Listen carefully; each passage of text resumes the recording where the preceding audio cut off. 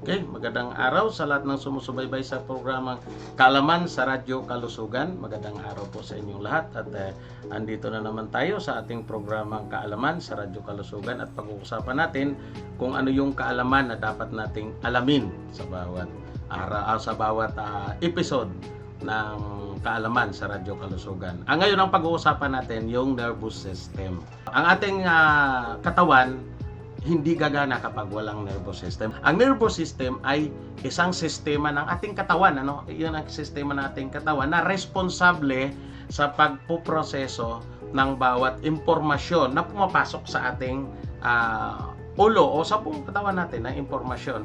Ito ang nagbibigay ng mensahe sa bawat bahagi ng ating katawan. Ayan, ng kung paano dapat ikilos o maganap ang kani-kanilang responsibilidad. Kung wala ang nervous system, hindi nagpoproseso ang lahat ng mga bagay sa ating katawan at hindi magpapunsyon ng maigi ang iba't ibang bahagi ng ating katawan. Ang nervous system ang dahilan kung bakit alam natin na hindi dapat tumakbo kapag may mga aso dahil sa proseso ng ating utak. Na hahabulin tayo kapag tayo'y tumakbo o tinatawag nating fight or flight response. Yan. Ang nervous system ang dahilan kung bakit nakakatakbo tayo kapag tayo ay yung nagmamadali o papunta sa ating pupuntahan, yung paparoroonan natin dahil dinidikta ng ating isip ang pagtakbo, ang solusyon at ang nervous system ang dahilan kung bakit marunong tayong magsalita at maproseso ng maayos ang ating mga sasabihin kapag nagsasalita tayo.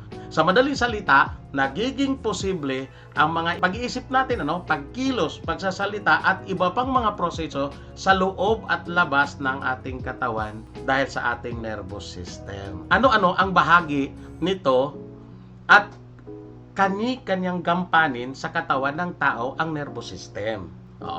Nahahati sa dalawang bahagi ang nervous system. Una ay ang central nervous system at ang ikalawa ay ang peripheral nervous system. Ang central nervous system ay binubuo ng ating utak. Utak ng tao at spinal cord. Yan. Ang utak ng tao ay hinahilin tulad yan sa CPU ng computer, Central Processing Unit ng isang computer ay responsable sa pagbibigay ng mga senyales sa lahat ng parte. Ganun ang ating nervous system, yung central nervous system. Siya yung nagbibigay ng senyales sa buong parte ng katawan ng tao.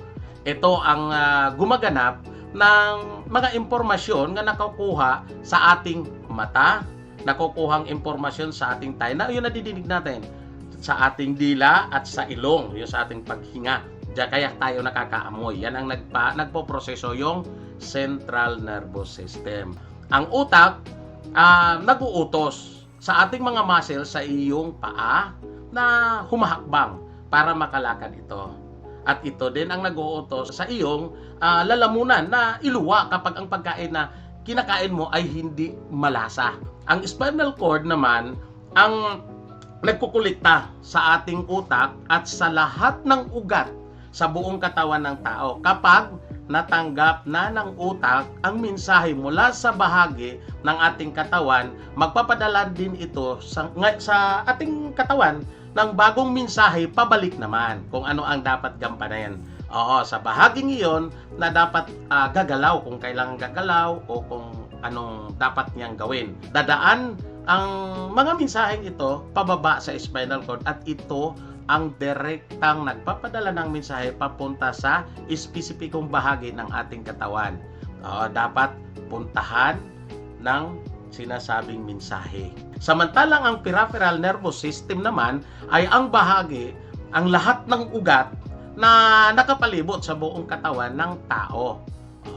Ang nerves o ugat ay tila mga kable na nakapalibot sa bawat bahagi ng katawan ng tao na nag-uugnay na siyang nagpapadala ng mga impormasyon papunta sa ating utak o sa utak ng tao o pabalik o yung galing sa utak papunta sa lahat ng parte ng ating katawan.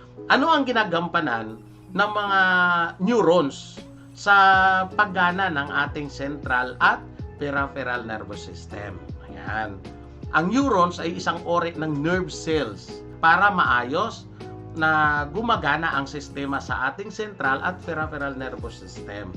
Ang mga neurons ay maihalin tulad din sa iba pang mga selula sa katawan ng tao sa maraming paraan. Hindi lang sa isang paraan. Ngunit dahil sa mga neurons ay nasa ating nervous system, mayroon itong isang pangunahing gampanin. Ang mga neurons may responsibilidad sa mga pagpapadala ng impormasyon sa ating buong katawan upang tayo makapaglakad, makapagsalita at makapagproseso ng mga impormasyon na ating kinakailangan. Binubuo ang mga nervous system ng mga sensory neurons, motor neurons, at interneurons. Bawat isa ng mga ito ay may kanya-kanyang responsibilidad na sa sistema ng ating katawan. May mga pagkakataon na nagtutulungan ang mga neurons na ito para maisagawa ang mga komplikadong tungkulin sa ating katawan. Kaya nasa neurons yung nagtutulungan para magiging maayos ang koneksyon. Parang kung may kablingan ng kuryente, wala namang kuryente, wala ring gagana nun. Kaya isa-isahin natin yung tatlo na binabanggit natin. Una nating talakayan ang ating sensory neurons. Ayan. Tumutulong ang mga neurons na ito para tayo ay makalasa, makakita, makakarinig, makadama at makaamoy. Yung pangalawa naman, ang sunod, yun yung ating motor neurons. Ito ang dumadaloy sa ating utak at spinal cord na nagpapahintulot sa atin na gumalaw, magsalita, lumunok, at huminga. Nangyayari ito sa pamamagitan ng pagpapadala ng mga signal mula sa utak patungo sa muscle. Yung panghuli naman, yung tinatawag nating interneurons. Ito ang responsable para sa magpapasa ng mga signal sa ating sensory at ang motor neurons sa ating katawan. Yung interneurons. Ang mga komplikadong paggalaw tulad ng paglalakad, mga ating pagsasalita, mga pangangailangan na kailangan ng koordinasyon ng ating mga muscle ay ang mga interneurons na nagtutulungan sa atin para maisagawa ang mga kilos na ito. Dagdag pa rito, tumutulong din ang interneurons na reflexive na aksyon. Yung halimbawa, tulad ng pag-alis natin sa ating kamay kapag nadikit tayo sa mainit. Halimbawa, nadikit sa kalan, automatic yun na aalisin natin. Ano ang mga sakit na makukuha kung hindi inaalagaan ang nervous system? Kung nakakaranas tayo ay may mga sintomas na mga sakit sa nervous system, saan tayo maaaring humihingi ng tulong? Ang ating nervous system ay isang komplikado at critical na bahagi ng ating katawan. Ang pangangalaga rito ay napagkahalaga. Para sa ating pangkalahatang mga pangangatawan. Ang mga kapabayaan natin sa pangangalaga ng ating nervous system ay maaaring humantong sa iba't ibang mga karamdaman sa ating katawan. Ayan. At ilan sa mga posibleng sakit at kondisyon na maaaring magresulta mula sa hindi sapat na pangangalaga sa ating nervous system. Una, stroke. Ito ay mangyayari kapag hindi maayos ang dumadaloy ang ating dugo sa ating utak. Kaya nakakaroon tayo ng nai-stroke. Maaring ito ang nagre-resulta mula sa hindi makukontrol na pagtaas ng presyon ng ating dugo at mataas na kolesterol. Yan. Kasi ang kolesterol tumataas yan kapag may harm sa ating katawan. Pag-usapan naman natin ang epilepsy. Siguro naririnig nyo yan, epilepsy. Sa Bisaya yan, patol. Ika nga. Ang epilepsy ay nailalarawan sa pamamagitan ng paulit-ulit na mga seizure. Yan. Na maaaring sanhin ng iba't ibang mga kadahilanan. Kabilang ang ilang beses na yung pagtama ng ating ulo o nadulas tayo, mga infeksyon, At mga tumor sa utak, pwede yang magkakaroon ng epilepsy sa atin. Neurodegenerative disease. Ang mga kondisyong ito ay kinabibilangan ng unti-unting pagkabulok ng ating nerve cells at maaaring magkaroon ng malalim na epekto sa paggalaw ng ating motor system. Yan. Kabilang sa mga karaniwang sakit ng neurodegenerative, yung Alzheimer's disease, yung Parkinson disease, at yung ALS. Yan. Napakahalagang bigyang prioridad ng isang malusog na pamumuhay na kinabibilangan sa regular na pag-ehersisyo. At saka yung balancing diet. Bukod pa rito, ang panghingi ng medical na atensyon para sa anumang mga neurological symptoms o mga injury sa ating utak ay mahalaga upang maiwasan ang mga sakit sa nervous system. Yan. Kung may pagkakataon man na kailangan na magpatingin sa nararapat na doktor, kailangan doon tayo pupunta sa neurologist. Ginagamot ng neurologist ang mga karamdaman na nakakaapekto sa ating utak, spinal cord, at mga nerves, gaya ng cerebrovascular disease at yung gaya ng mga stroke. Doon tayo pupunta. Kapag ganyan ang sakit natin, sa neurologist tayo lalapit. Sa paanong paraan natin maaapektuhan ang ating nervous system? Ang ating nervous system ay lubos na na-impluwensyahan ng ating mga aksyon, pag-uugali. Tandaan nyo yan sa ating aksyon, pag-uugali, at mga pinipiling lifestyle. Ayan, yan ang tandaan nyo. Kung paano natin tinatrato ang ating katawan. Kailangan wag nating abusuhin ang ating katawan. Kung ano ang ating kinakain, kabilang dyan, at mga aktibidad sa ating ginagawa. Sa ginagawa na ay maaaring magkaroon ng malaking epekto sa kalusugan at paggana ng ating nervous system. Kaya narito ang ilang paraan kung paano o kung saan maaaring maepektuhan ang ating nervous system sa ating mga aksyon. Una, ang diet at nutrition. Ang pagkain na kinakain natin ay napakahalaga ng papel sa ating kalusugan ng ating utak. Ang hindi sapat na nutrisyon o labis ng pagkain o pagkonsumo ng mga hindi masustansyang pagkain ay maaring negatibong makaepekto sa ating nervous system. Pangalawa, yung pagtulog. Ang hindi sapat o mababang kalidad ng ating pagtulog ay maaring makaapekto sa paggana ng ating isip. Yan.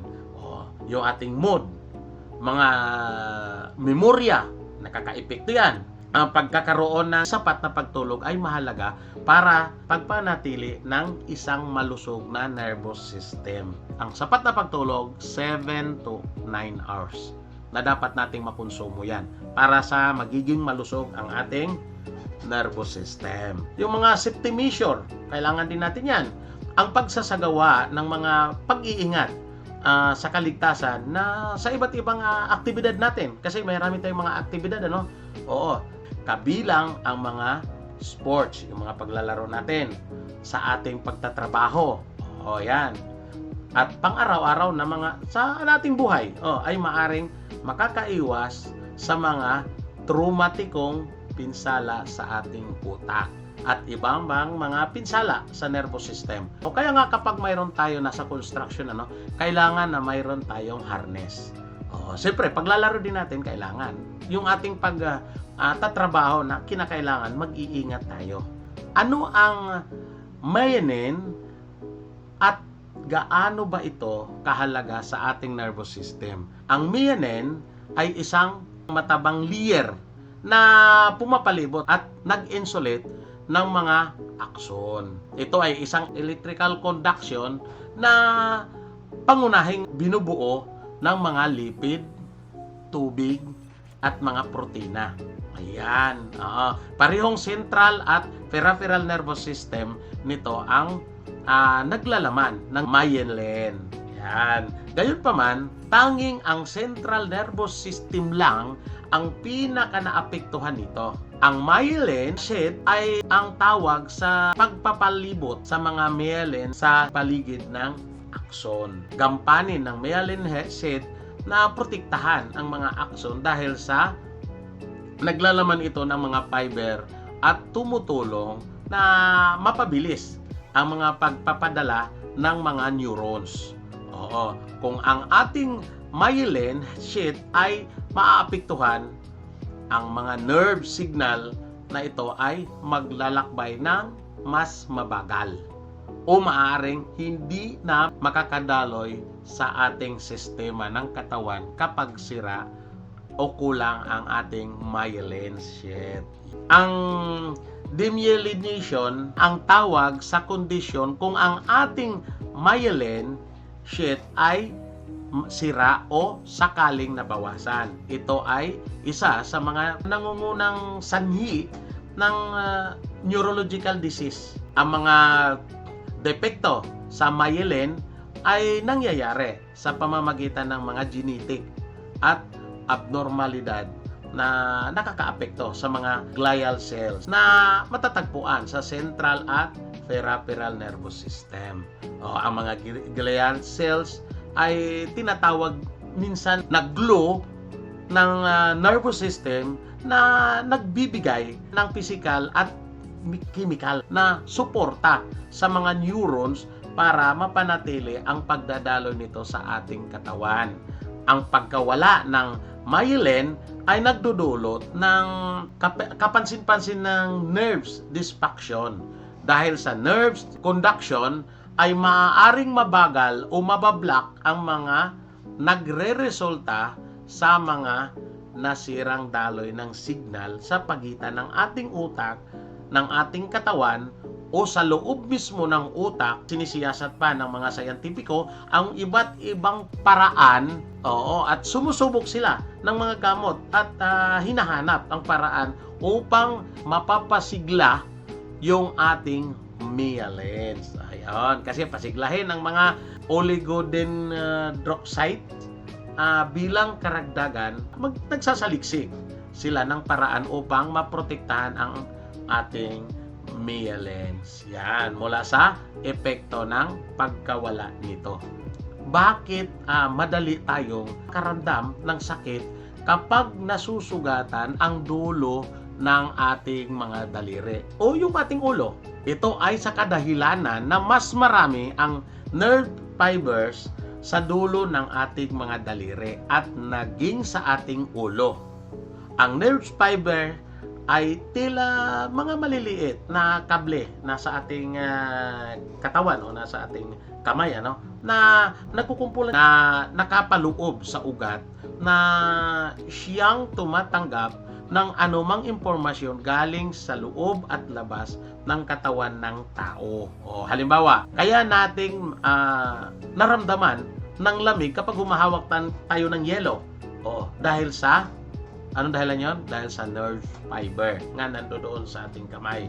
Ngayon, dahil mas marami ang bilang ng nerve fiber sa dulo ng ating mga daliri at ang sa ating ulo, kaya madali tayong nakakaramdam ng sakit. Kaya mabilis tayong makakaramdam kahit anong bagay o didikit lang sa ating ulo o sa ating mga daliri, sa dulo ng ating daliri. Kaya kung masusugatan sa ating ulo o masugat ang ating ulo o ang ating daliri, mas madali nating nararamdaman ang sakit dahil mas maraming nerves fiber ang nagre-react o nakakaramdam ng sakit dito.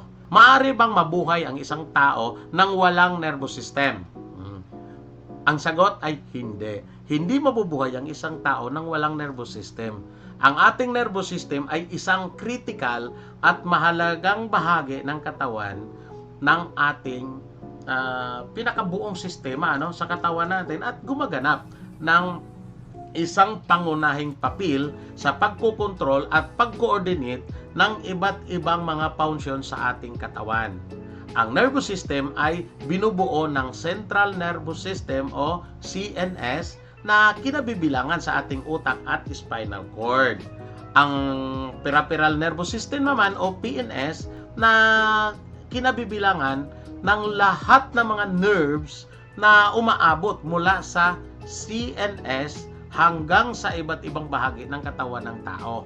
Ito ay may pananagutan sa pagpapadala ng mga signal sa pagitan ng iba't ibang bahagi ng ating katawan na nagbibigay daan sa atin na makaramdam at makakilos sa ating kapaligiran at kontrolin ang ating paggalaw.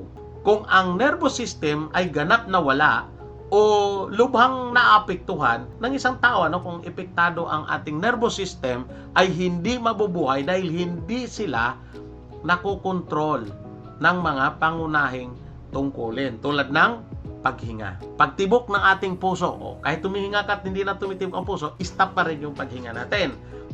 Panunaw, napakahalaga din yung panunaw, yan. At hindi rin nila magagawang makipag-ugnayan sa kanilang kapaligiran. Kumilos sa panlabas na stimuli at makaramdam. Sa madaling salita, ang ating nervous system ay kailangan para mabuhay ang tao. Paano natin masisiguro na healthy pa rin ang ating nervous system? Bibigyan ko kayo ng mga 6 na paraan upang mapanaliting healthy ang ating nervous system. Una, ayusin ang diet. Yan, yung mga pagkain natin, siguraduhin balanse ang pagkain natin na nating kinakain sa araw-araw. At dapat sapat din ang makukuha nating vitamin B. Sapagkat ang bitaminang ito ang responsable sa pagpapanatili ng kalusugan ng ating mga ugat sa buong katawan.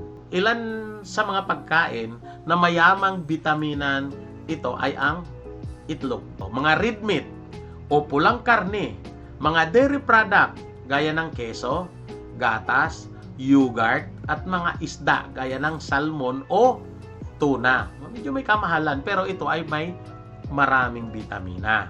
Kung nais ninyo pang palawakin ang inyong kaalaman tungkol sa health diet o yung healthy diet, maaari ninyong bisitahin ang aming YouTube channel, Kalikasan Kalusugan TV, at hanapin ninyo ang bidyong What is the Important of Balanced Diet, o sa Kaalaman sa Radyo Kalusugan, episode 7 yon.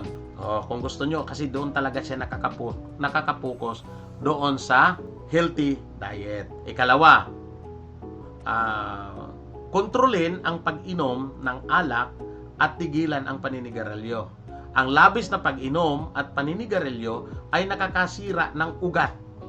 Kapag nagka-problema sa ugat ang tao, ay maaari ding maapektuhan ang iba't ibang bahagi ng ating katawan.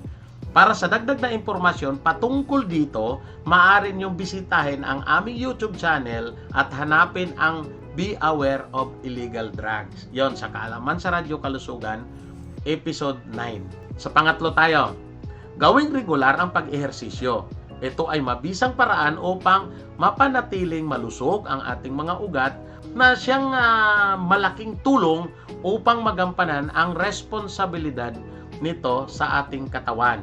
Kung kaya, ang oras at katawan dapat ay maaabot sa 2 oras at kalahati. 2 oras at kalahati sa inyong igugugol sa pag-ehersisyo sa bawat linggo. Kung hindi naman kaya, maaari naman itong gumawa ng maliliit na ehersisyo. Maaari ding subukan na mag-yoga o mag-stretching. Di kailangan ng kahit anong gamitin natin na ehersisyo. Ito ay epektibo upang mapanatiling malusog ang ating ugat at maging matibay at malakas ang ating muscle sa buong katawan. Para sa dagdag na impormasyon, yan, patungkol dito, maaari nyo namang bisitahin ninyo ang YouTube channel at hanapin nyo sa radyo yung video na may pamagat na I like to move it. Yan, I like to move it. The Importance of Physical Activities. Doon sa Kaalaman sa Radyo Kalusugan, episode 4 po yon. Yung ika-4, kung ikaw ay diabetic, bantayang maigi ang iyong kalusugan. Ayon sa pag-aaral, ang diabetic ang nangungunang dahilan ng pagkakaroon ng sakit sa ugat. Kaya't mahalaga na panalatilihing tama ang level ng blood sugar ng ating katawan sa pamamagitan ng ehersisyo. Pwede nating magawa yan. Balancing diet at pag-inom ng gamot kung kinakailangan. Ang hindi pagbabantay ng blood sugar ay maaaring magresulta sa pagkakaroon ng ulcer sa paa. At kung hindi agad maagapan yung ulcer sa paa ay maaaring magre-resulta sa pagputol ng sinasabing bahagi ng ating katawan. Ika-5, kung ikaw ay umiinom ng gamot o maintenance, kumonsulta sa iyong doktor. Kung ang mga gamot ba ay iyong iinumin ay may side effect sa nervous system o ilang gamot kabilang sa mga seizures, medication, sa chemotherapy drugs ay may epekto sa ating nervous system. Kaya kumonsulta sa doktor upang malaman kung may dapat baguhin sa iyong iniinom na gamot para makaiwas tayo sa sakit sa ugat. Ika-6, chelation therapy. Ito ay isang proseso ng paglilinis ng ugat sa pamamagitan ng pagpasok tulad ng EDTA at saka yung DMSO o dimethyl sulfoxide. Ang vitamin C nagtatanggal ng chelation doon sa mga bara sa ugat ng tao. Oo, kaya ang chelation na pagkahalaga para kapag may bara-bara sa ugat natin, lilinisin yon. Oo, at saka ang ugat natin, yung mga may free radical o heavy metal sa ating katawan ay sanhi ng heart attack o cancer. Makukuha natin ang free radical sa mga bad oils na kinakain natin. Kung kaya, mahalaga na kung kaya na ay magpa-chelation therapy tayo, o gumagamit ng EDTA, DMSO, maaari ninyong panoorin ang video namin ng channel ng Kalikasan Kalusugan TV na may title Boost Your Immune System Now. Kalikasan Kalusugan episode 60 para sa ibang impormasyon.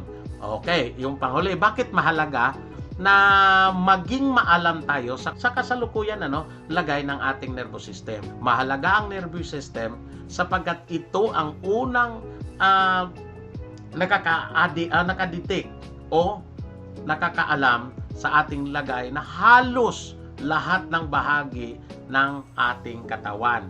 Panlabas man ito o panloob na parte ng ating katawan, ang nervous system ang siyang may pangunahing responsable. Ito ang gumagabay sa araw-araw nating pagkilos gaya ng paggising, tamang paghiga, at lalo na sa gabay tulad ng pag-iisip, pagbabasa, pag-alala, at pagpandama natin, yung pakiramdam natin. Gaya ng ating nabanggit kanina, magiging posible ang pag-iisip, pagkikilos, pagsasalita, at iba pang proseso sa loob ng ating katawan dahil sa ating nervous system.